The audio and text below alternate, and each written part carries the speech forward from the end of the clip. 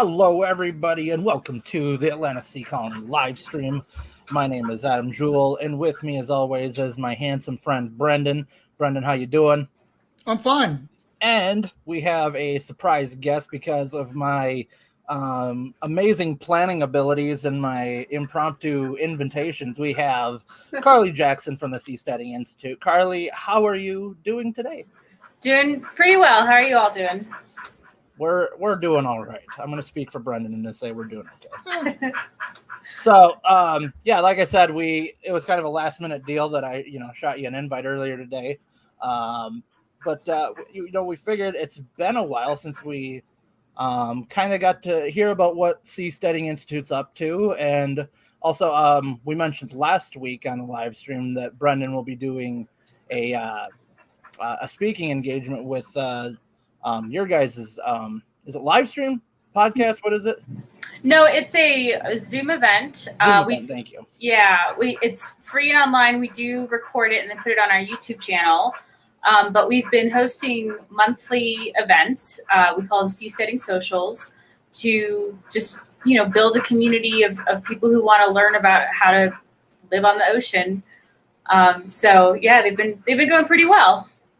Yeah, and we talked right before we launched it that we had you on our podcast back in 2019. So it's been a minute since we got to chat with you. But also, I guess, in the silver lining in that is that now we can talk about everything that's happened since then. So, I guess it's a broad question, but what's been new with, I guess, the Seasteading Institute since 2020, I'd say, meaning it was probably towards the end of 2019 that we talked.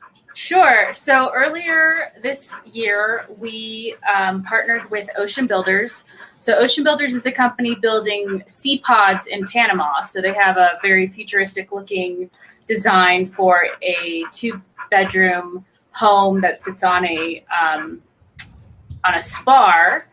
And their more recent design has 3 arms that come out and on one of those arms can be like an outdoor patio area, or what I would like to see is like a garden area. So they are building those in the Linton Bay in Panama, and they have launched an incubator.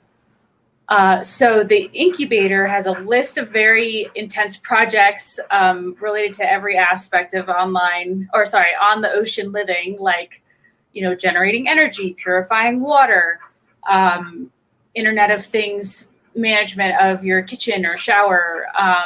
So they have a wide range of projects listed, and they've expanded to be able to allow people to work remotely.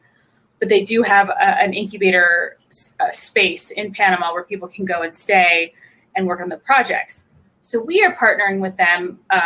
Many of their projects are going to be open source, and we are offering a scholarship to people who want to go and work on an open source project.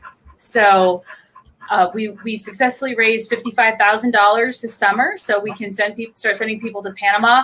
Or if they can only work remotely, we can provide a stipend so that it doesn't have to be just those hours in the middle of the night where you don't have family or work obligations. We provide a stipend so you can maybe take some time off and focus on the open source projects. So, I hope to see that program expand beyond Ocean Builders. They have an online platform to help people collaborate wherever they are in the world.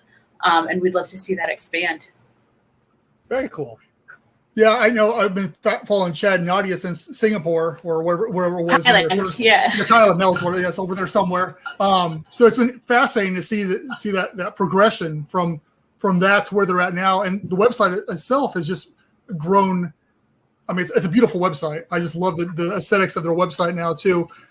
So for the Seasteading Institute, I see, I understand, with us, we've seen a bunch of designs and ideas come along for a long time, decades, and nothing ever comes of it. But then you've got something like the Ocean Builders who've actually come around, and they've actually doing something. How important or how big is that for the Seasteading Institute? Well, it's great. It's, we could see just with our fundraiser, giving followers a tangible, substantial goal is very inspiring, and that's why we were able to raise $55,000. So, and I'm excited to follow up with anyone who participates and have them, send video of the projects that they're working on and talk about it and have real things floating in the water. It's been 13 years since the Seasteading Institute has been founded, and so it's been a long time coming for many of our supporters. Yeah. So with the whole incubator program, we probably need to get like the Chad or somebody back on, or somebody for the Ocean Builders at some point in time. But the whole I found the incubator aspect of the whole thing fascinating when you guys had that on a month or so ago, or whatever it was. So can we talk a little bit about that? Because I think that's a huge part of that, as far as how does somebody get into the incubator program? And I'm not sure how much you know about it as far as being able to talk about it or not, but talk a little bit about that maybe. Sure. So I'll share what I know. I don't know everything because I'm not there, but I guess it was 2 years ago, someone reached out to the Seasteading Institute, who does a makerspace, and was explaining his whole project. And I was like, this would be amazing for seasteading, because one of the big barriers is that we have one person in British Columbia, Canada, and another person in Singapore, and another person in Brazil. And it's like, they all have great ideas, but how do we get their resources together to actually build something together? And so we tried to work with that person on creating a seasteading project within their platform, but they ran into a few things that they didn't end up completing that. But Grant, who is the CEO of Ocean Builders, saw the value in that idea, and he went ahead and built it for Ocean Builders independently. So,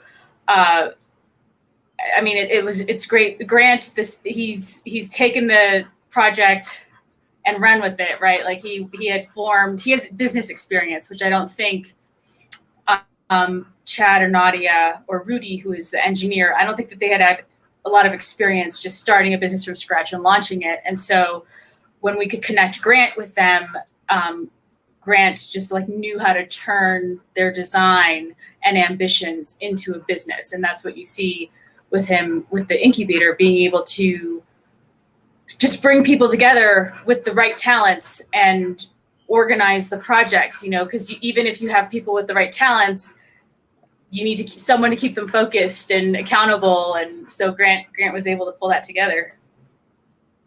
Oh, and as far as you apply, oceanbuilders.com/incubator, there's a contact form. I know that they're very open if there isn't a project currently listed, but you have something else in mind.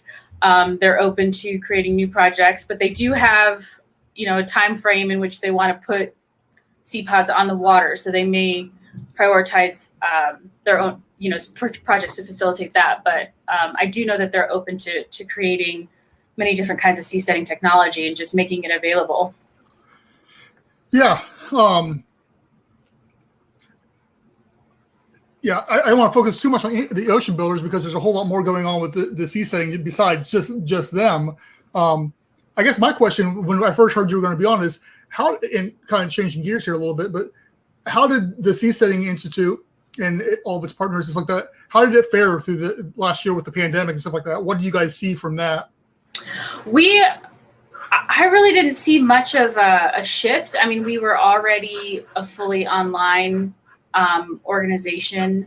And so, we launched the monthly Seasteading Social, which would have been a great idea before. It just was a matter of getting ducks in a row to be able to do that.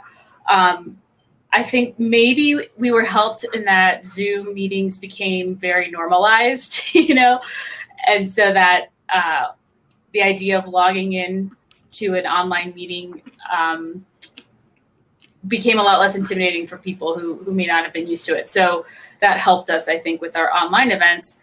But I haven't seen, it's hard to say because we were working so hard to build out community, I've been working on the back end to create systems and software to keep track of people and keep connected with people. And so it's hard to say if the pandemic had any effect or if it was a result of what I had already been working on, to try and just broaden our reach and keep sustained, community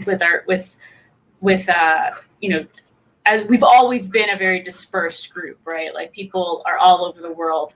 And so how do we get folks talking to each other and working together? That's been our challenge. And I know for me, your Discord community is huge.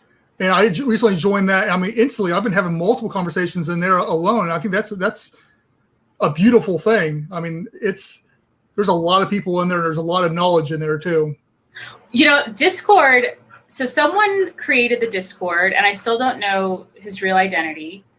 And it had just sort of been there with maybe like 20 or 30 people.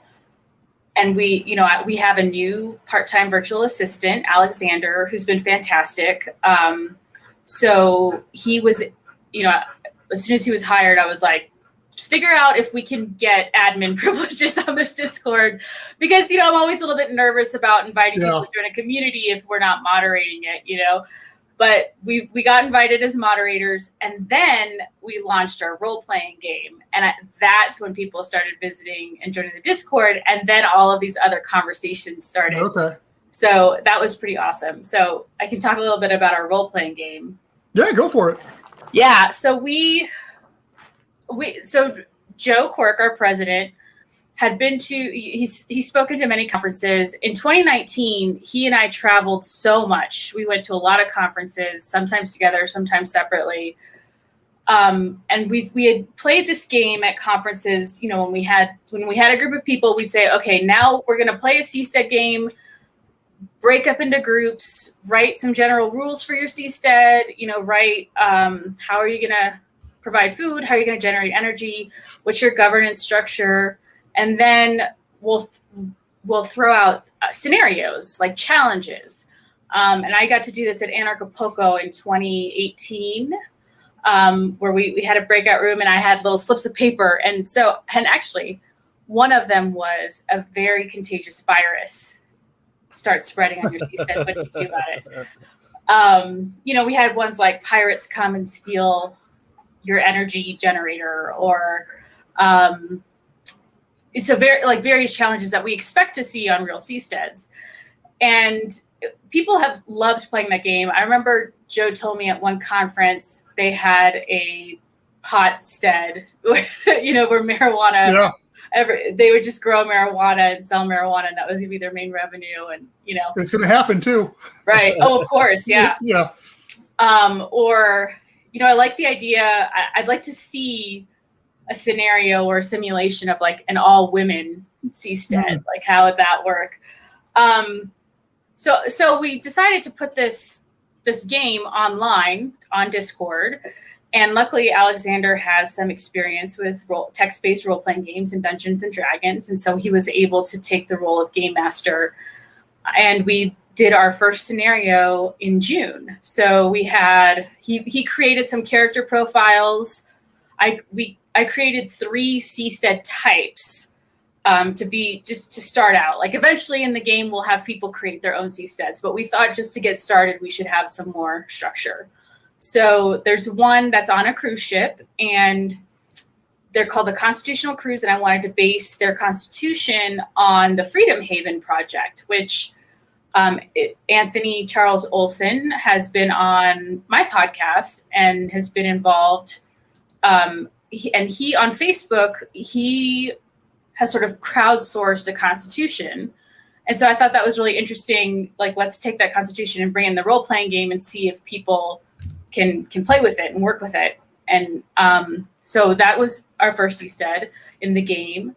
And then the second one is the Crypto Anarcho Citadel, which is based on one of the seasteads that was created during our conference, because they were all crypto enthusiasts.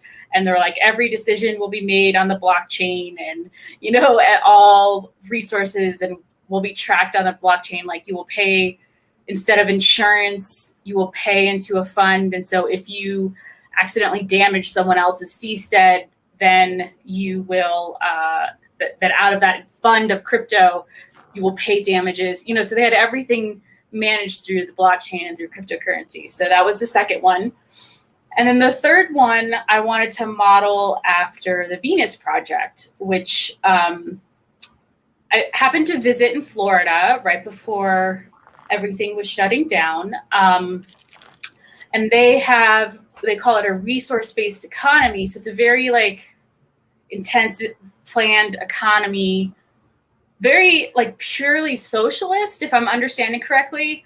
I might be misrepresenting the Venus Project, so I do apologize. But the Citadel, I wanted it to be based more on the co-ops and the third seastead is the co-op, and I wanted it to be based on the more hippie, sharing resources type community that I've run into a lot of people, a lot of anarchists or agorists who come at self-governance from that other political history. So we created the third seastead as the co-op, which I thought would be more socialist, but I don't think socialism is used in that way. It's more of a pure socialist or old-fashioned form of socialism.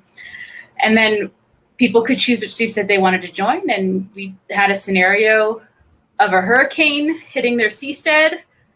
And we saw how they responded, and it was fascinating. And I want to see it grow and see how realistic we can play out the potential challenges that seasteaders will face when we're actually out floating in the water. So it sounds like a place you can spend a lot of time then. Yeah, it's been really fun to sort of try and think up. And I love organizing the game. I got some spreadsheets to get to design, for keeping track of things. Yeah, I haven't do something like that, Brendan. No, I don't want to put that kind of time into it. Yeah, I've seen it there. I haven't even clicked on it yet. I didn't want to go down that rabbit hole. One of these days. But yeah, no, I threw the links in our thing. I'll throw links out there on our social as well for anybody that wants to join that Discord, because there's a lot going on. And yeah, the owner of the thing, him and me have been talking quite a bit about what he's planning on doing, stuff along those lines. So yeah, there's anybody's involved in any aspect of ocean, that's the place to go. Mm-hmm. So, what else we got? So what is, I guess we never did it. I assumed most of our listeners and stuff like that listen now or later know what the Seasteading Institute is. But if you want to give a elevator speech or whatever to familiarize those who don't know, what is the Seasteading Institute and what are you guys doing? Sure. So we are a nonprofit working to educate the world about the concept of seasteading, which is living on the ocean. So it comes from the word homesteading, which is also another, that's a hard word to translate, but I figure most of your listeners are American and understand the concept of homesteading. So as a nonprofit, we're not actively building seasteads ourselves, but that's why we're trying to support companies like Atlantis Sea Colony and Ocean Builders, however we can, to educate the public about what y'all are doing. And then, of course, the Incubator Scholarship, I'm really excited about that. I think that has potential to grow, to support people who, open source is really important because we do want to make sure that anything we create is available to anyone who's interested, right? So nothing proprietary, but yeah, educating people about the concept. My boss, Joe Quirk, has written the book called Seasteading. It's 3 or 4 years old now, but he goes through and talks to people who can develop farming, seaweed, fish farms that are more environmentally restorative instead of the existing fish farms, or commercial fishing now, as it is now, is not restorative to the environment. How to generate energy through solar or ocean thermal energy conversion. And then sort of the governance aspect, which is one that we talk about the most, the idea that if people are living out on the ocean and their community has a governance structure that isn't working for them, they can separate and find another community, and your cost of moving is greatly decreased when you can bring your whole house with you, your whole farm with you. And so that will create a market in governance that will require governments to compete for citizens rather than just imposing any laws that might benefit a few, but at the expense of the many.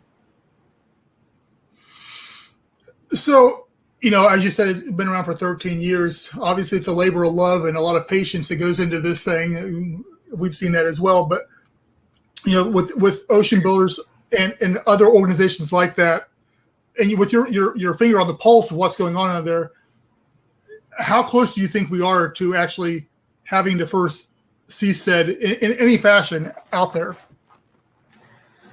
Are you asking out there as far as like high seas outside of territorial water, just out there? Yep. I think Ocean Builders will have a sea pod in the within 6 months. I mean, if the pandemic did affect them, like if we hadn't had all the shutdowns, then they would already have a sea pod out there. I'm pretty confident. So, yeah. So, or maybe I'm wrong. Maybe everything takes longer to build than what you plan. But yes, I would say in the next 6 months to see a sea pod actually floating out in Panama. Very cool. Yeah. They're utilizing like large like 3D printers, aren't they? With like their like how they build, isn't? Mm-hmm. Yeah, I think Chad shared a video of one of their printers. The thing's amazing, just because like I just think 3D printers in general are pretty cool. And like seeing like those large scale ones that people are using to like build structures is just awesome to see. So yeah, it's a really cool, I guess, manufacturing concept too. Sure. No, they have the largest 3D printer in Latin America. So nice. Yeah. Yeah. I was wanting to head down there, and then of course the pandemic hit, and so that threw everything into couldn't get down there for anything. So it's like that's on the back burner now, I guess. But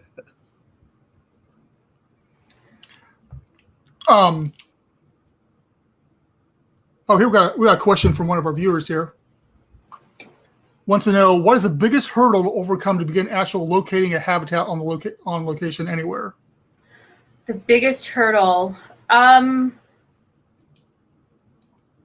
well, it's either your neighboring country making sure that you have the political goodwill and permission that they're not going to send out a Navy to come and stop you and take your seastead away. That's what happened in Thailand.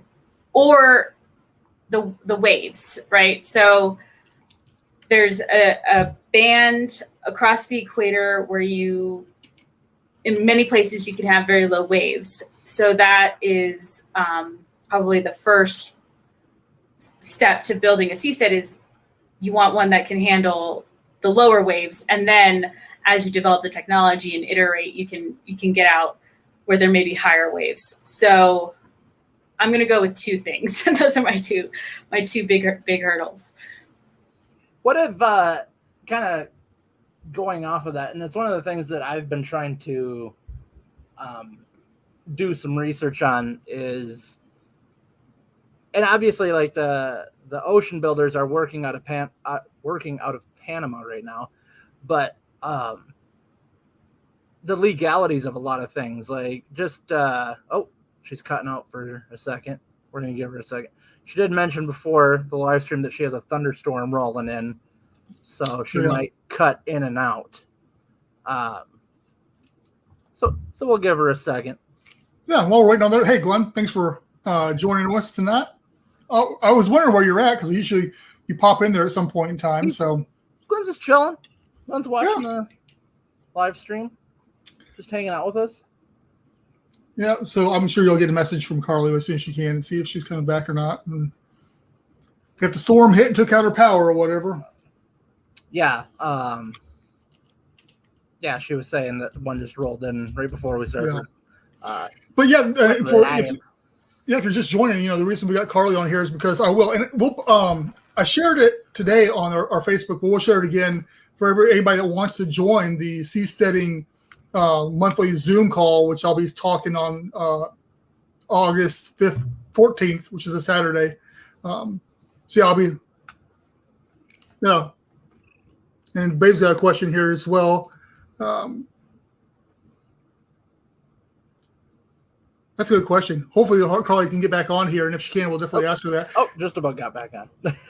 Yeah, that's actually, Babe, that was one of the questions, kind of what I was about to ask. So once if she can reconnect, we'll. Yeah. Yeah, I think this is just these questions alone. I think we definitely need you, Adam. You can do that. Reach back out to somebody, Ocean Builders, and try to get them on there.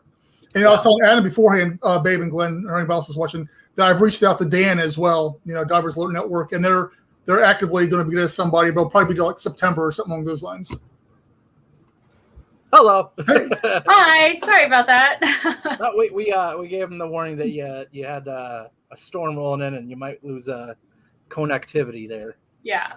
Sorry. So you want to ask your question, Adam, or you want to go to Babe? Well, okay. So mine is similar to his. I'll just ask his. I'll pop it up there. Said, feeding off of Glenn's question, has Ocean Builders streamlined a government process for all the legal aspects?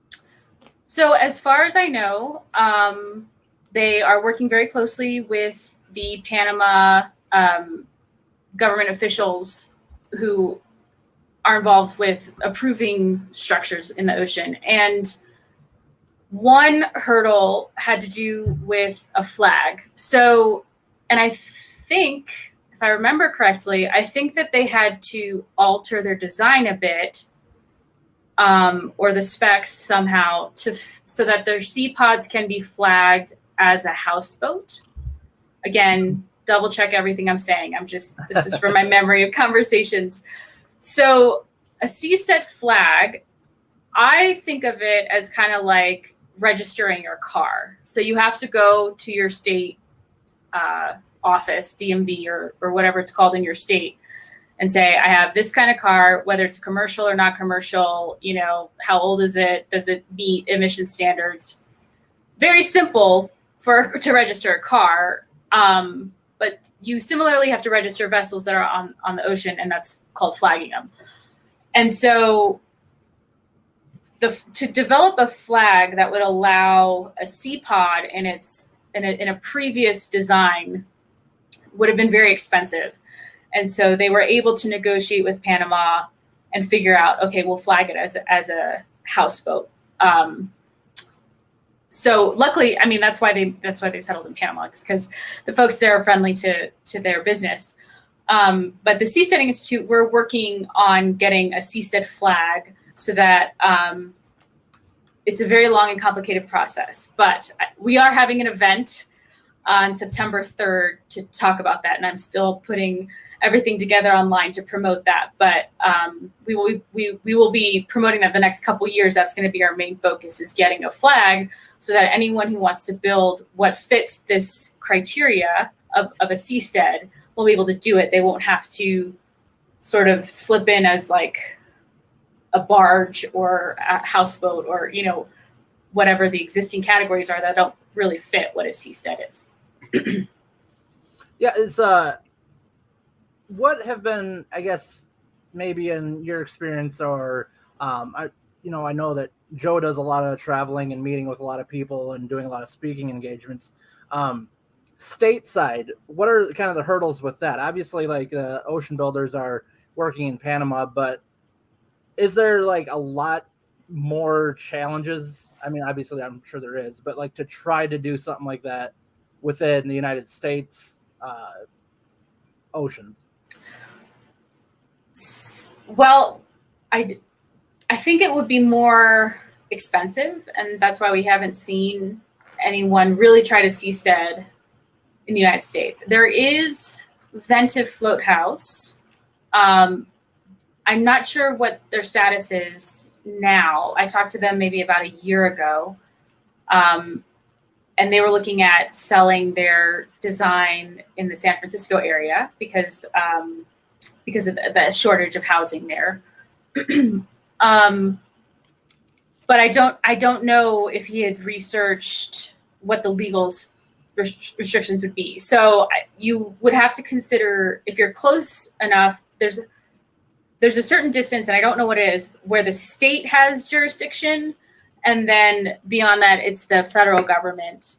Right. And so it's a matter of which government officials do you talk to, and how complicated is that?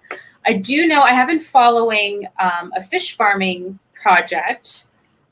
Neil Anthony Sims, who is featured in the Seasteading book, has been trying to launch a fish farm in Florida, and he ran into some hurdles with like aquaculture regulations.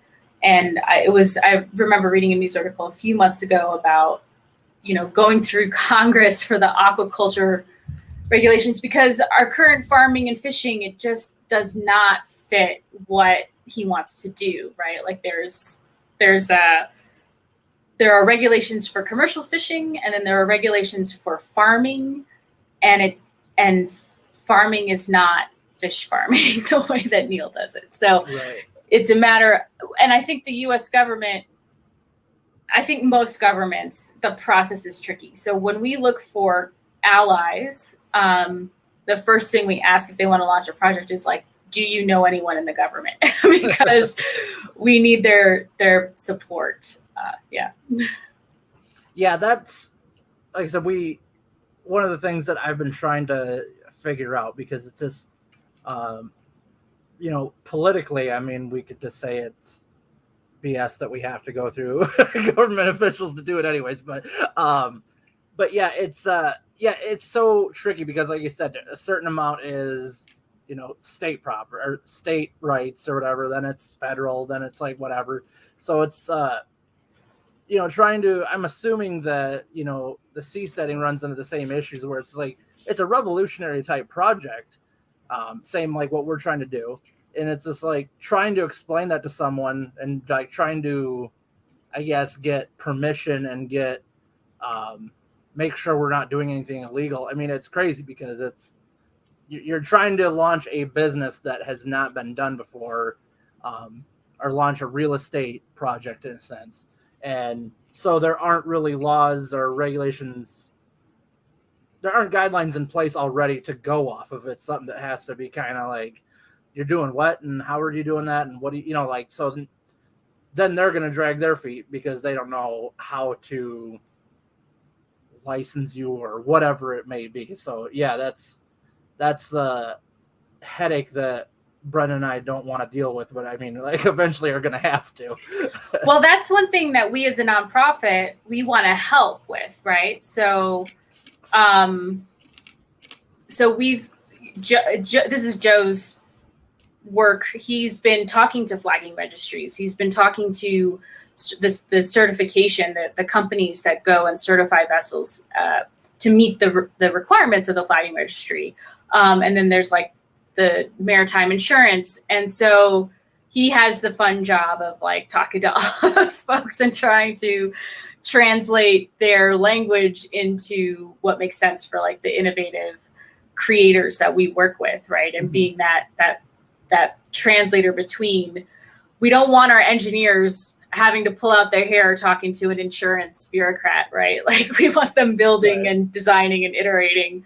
So that's one role that we can really take on as a nonprofit, And so that's what we're going to do. That's what we're focusing on.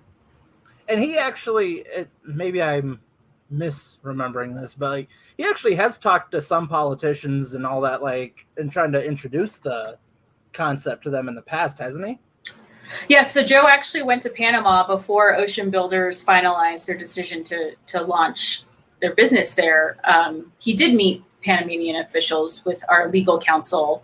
And then before I worked for the Seasteading Institute, I volunteered for Blue Frontiers, which was working in French Polynesia. Mm-hmm. And so they, the Blue Frontiers folks went to French Polynesia and met with the president, met with a number of officials, and talked to them about seasteading. So unfortunately, that plan got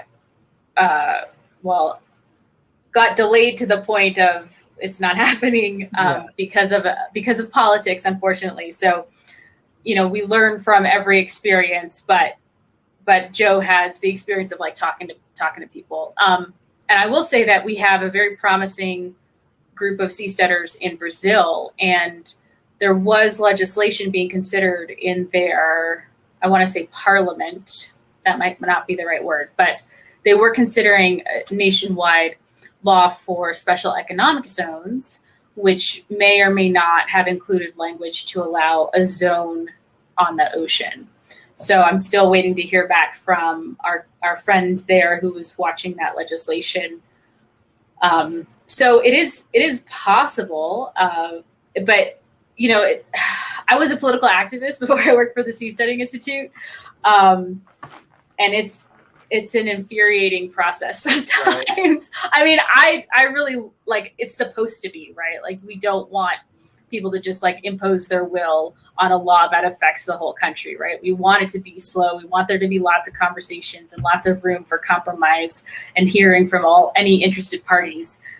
So yeah, you have to keep that in mind and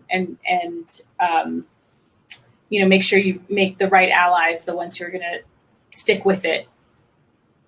Right. And that's a great thing about how we've we've been able to get to know you guys and your community too, because a lot of you guys have already did a lot of the footwork already, in finding a lot of these answers of, people have already fought certain fights and learned certain things to where, we can kind of keep contributing to that, but also learning from all that as well. So I think that's been one of the biggest contributors is, like I said, just learning and communicating with the seasteading community. And, and we've made contact with other people that are in the underwater habitation venture as well. So, we've the communication has been great, and being able to learn from one another and see, what we can progress. Now it's a matter of let's get it done. Yeah. Well, that is really great to hear. That's, I think, the best thing that we can do at the Seasteading Institute is provide a platform where folks can find each other. And the founders of Ocean Builders found each other on our old forum. And now I think that Discord is going to be the next place where our next seasteading companies flourish.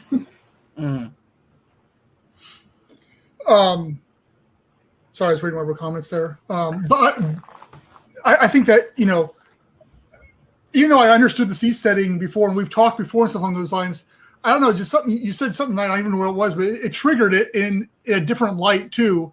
I can't even put it into words, but I think it's important that people get behind entities like yourself. And since you're pretty much the name in the game as far as this field goes, how do people support your guys' movement and support the Seasteading Institute? Well, thank you for asking. We accept donations, and I think that's the best possible way. So having donations so that we can pay our legal advisors, pay the staff to continue working and maintaining all of our online platforms, and then hopefully to grow into more in-person events. So seasteading.org/donate. We also accept cryptocurrency, and that has been a huge benefit for us because I think the crypto people really they grok seasteading right away because Joe has this great phrase and I can never remember it correctly, but it's something along the lines of cryptocurrency decentralizes money, and seasteading will decentralize community or society or something along those lines. It's that same concept in the physical realm. So yes, donate. You can donate directly to our incubator scholarship if that's what you want to support. I will be launching a flagging campaign page, or if you just donate and leave a note I want this money to be for a specific project, we will honor it. So perfect. Yeah. Glenn just commented, he said, whatever country starts the ball rolling will have great rewards from tourists, scientists, media, etc. Some government should jump in on it and make a bundle early. Yeah, that's what I've always thought too, Glenn, is that, we talked last week, obviously, a lot about Jules Undersea Lodge there. And with them being the only entity out there of being able to, for the the common person to be able to go stay underwater right now. And just, to me, that's like, that should be a no-brainer for a lot of places to jump on opportunities, whether it's seasteading or doing the underwater thing like we're trying to do, is that it's such a unique and like fascinating thing. So whether it's your own personal home that you want to make out of it, or if it's like a vacation destination, if it's for research and all that, it should be a no-brainer that this should be something that people should support, because whoever is hosting this, whether it's a seastead or an underwater habitat, whoever's hosting it, they're gonna like rake in on that too. So like, say you stick this in the state of Florida or wherever, Panama, people are gonna start acknowledging these places with the associating it with this kind of like adventure. So to me, it shouldn't be like a hesitation from local, state, or federal entities, whatever it is, and it should be something that they're encouraging, because at the end of the day, most of the time, the government's going to get their cut of whatever you do anyway, so they might as well try to support it so that they can get their cut anyways. Mm-hmm. Until we can get outside the economic zone, then they don't get their cut anymore. But So, Glenn, is comment about this. We actually have a project. If you go to seasteading.org/active-projects or active projects page, have one called Atlas. They are looking at starting a seasteading community in Texas, but they're just getting started and looking for new members to help them craft their growth plan and build membership and all of that. So yeah, there's definitely people interested in Texas.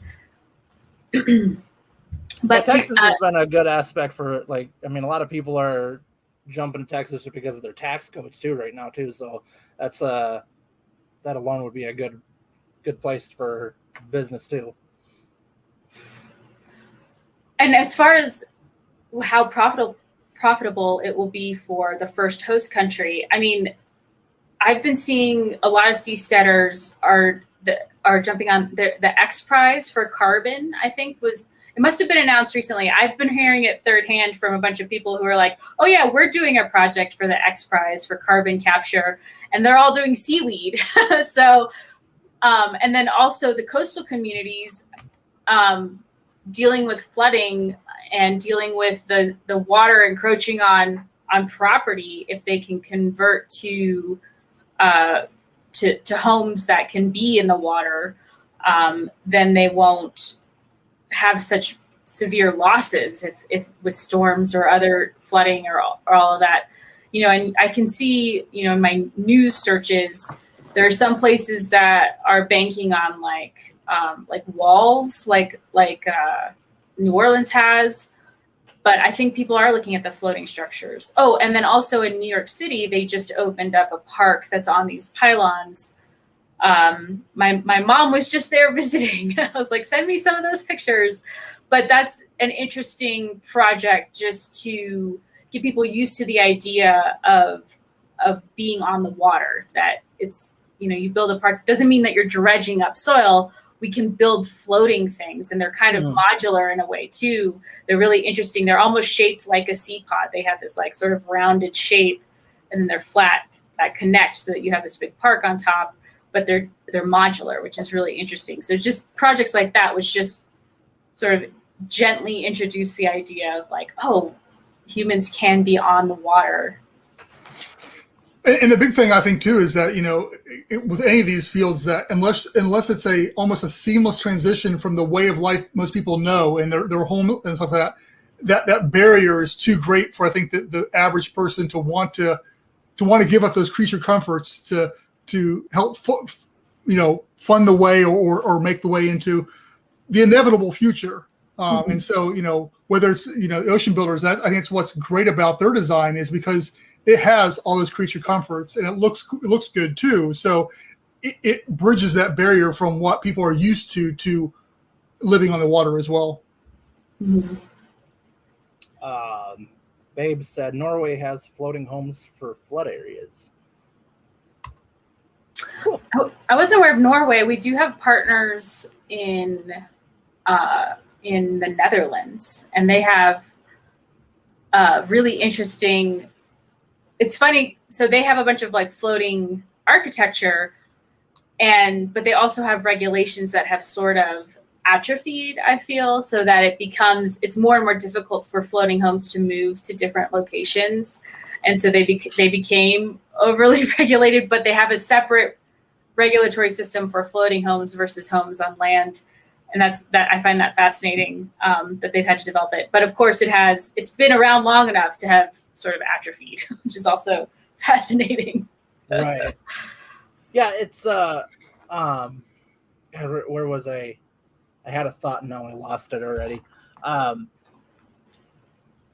Brendan, think of something while I'm trying to regain the question. No, I was going to say, I was going to, she's start wrapping it up here as far as our time goes. But yeah, no, I think, I just want to, in my closing here, I appreciate you, Carly, jumping on for us here tonight and filling content for us, because what I was going to talk about was not this exciting. So, well, I'm excited to have you present at our Seasteading Social. So that's August 14th, 10 a.m. Pacific. It's free to attend online on Zoom. So yeah, we'll hope to grow your audience there. Already, just in the last couple of days from you guys posting it out there, we've had several new likes on LinkedIn and all those kind of things. So people are, and once again, and like I say, and me getting involved in the Discord community has definitely been beneficial as well too. So. Yes, and I have to say I'm not good about remembering underwater habitation, and so I want to bring you in. We need to have that. Yeah. Oh, thanks, Glenn. That's a nice comment. Glenn's awesome. Yeah. Glenn's been around with us for quite a while, so. Yeah, I mean, Glenn's one of our biggest supporters. We love having Glenn. He always joins us every Tuesday. Him and Babe always join us. Who we haven't heard from in a while? I can't think of his name now, but the guy that's like traveling the world on his boat. On boat. Yeah, and he's like he like stops in and like if he just thanks, Glenn. You know what, Glenn? We just said a lot of nice things about you. And we just had to do that. But there's a guy. I don't remember his name either. But he's testing out some living on a boat, basically some seasteading aspects, some things he was. I don't even remember what it was now. But he stops in every one and will pop in here and tell us what he's doing and stuff too.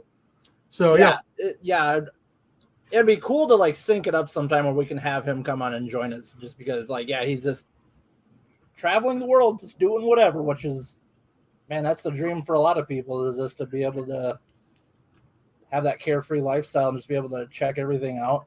I don't know if I'd want to like travel like across because it's not a big vessel that he's on. Like it's a small boat.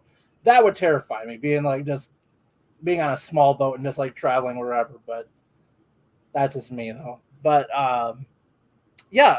so, and I'll get the links from you, Carly, and we'll post them on our social medias for Brendan's thing next Saturday. And just I know we already posted some in here already and I shared it on our page today because they put it out on the Seasteading page today as well, and I shared it on there as well. So so obviously we already shared the links. So Ocean Builders is a group that you work with, so oceanbuilders.com. We have seasteading.com, or I'm sorry, www.seasteading.org. Who else, where else and who else would you recommend people check out to kind of keep up with everything that, is going on right now?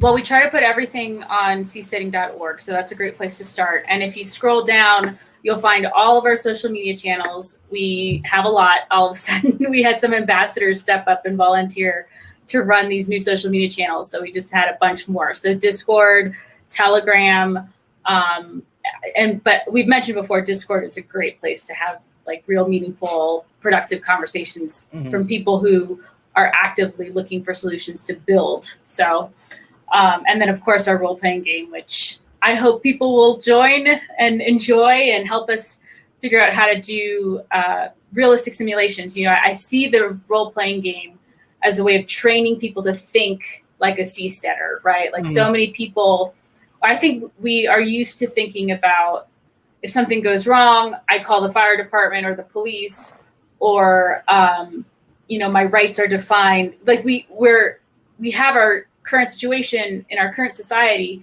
And so training people to think about like what sort of problems you're gonna have to solve, especially those first pioneers, we're gonna have to figure out where do we get our electricity. It's not as simple as just calling the electric company and switching your name into the account, you know? So like, I wanna get people used to thinking about this is what we're gonna have to do to make living on the ocean a reality and a successful reality. Yeah.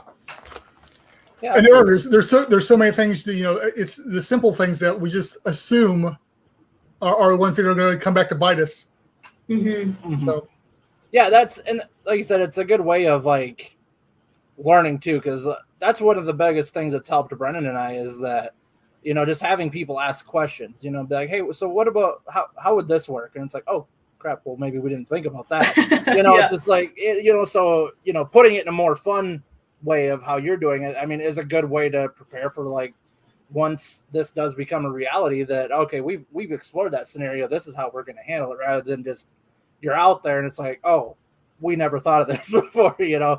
So it's yeah, it sounds like a lot of fun way to learn and prepare for it rather than just be caught off guard too. Sure. And when you have 40 players, half of them are going to think of things that are out of this world. Like the thing that surprised us the most was someone decided to build a church as like their first step on their seastay. We're like, oh, we didn't expect that would be the first thing someone does, but okay, sure. Let's see how this works. Cool. So yeah, we'll throw out all the links and we'll put up on our socials. So, Carly, thank you for joining us, and we're gonna close this out, and then we'll catch you after the credits real quick. But Brennan, I'm gonna go through our closeout. Is that all right? Oh, okay. All right. Here we go. All right, guys, you can go to atlantaseacolony.com. From there, you're going to be able to catch all of our socials. You can find us on Facebook, Twitter, Instagram, LinkedIn, YouTube, you know, all that good stuff. And it's a beautiful website, by the way. I give credit to our designer, Brendan, on that. So good going, Brendan. Yeah. Also, we do have our Patreon for anybody that, you know, that is capable of donating, whether it's like $1 a month or $5 a month. You can go to patreon.com/AtlantaSeaColony and you can sign up there.